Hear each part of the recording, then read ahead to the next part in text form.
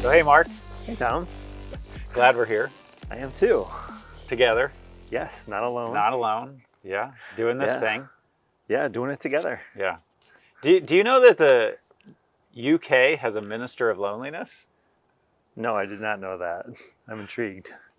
Yeah, like this person is appointed to minister to all the lonely people in the UK. That's a really interesting position. I'm not familiar with that, and I like that they call it minister. That's an interesting way to refer to it. So what exactly do they do? So the minister of loneliness has a hotline that people can call in and leave a message about their own state of being lonely. That's kind of cool. I'm intrigued by this whole thing. So Alice Addy did a documentary about this, a short documentary that was called Disconnected. It won some awards, and it's about these phone calls that people call in and leave these messages. And here's a little bit from the trailer.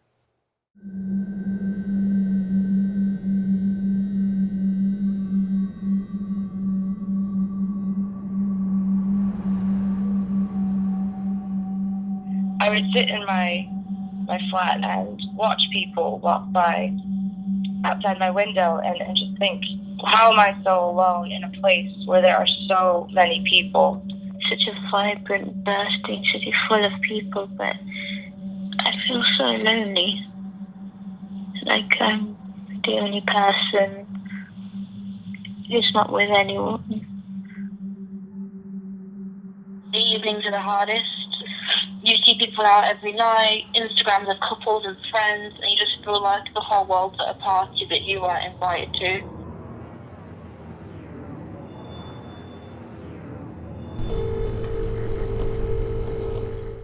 That was really intriguing to me, and even though it's from the UK, it kind of sounds familiar. Yeah.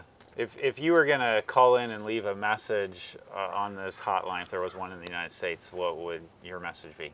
Well, a lot of my life I've struggled with feeling like I'm different and like people don't understand me.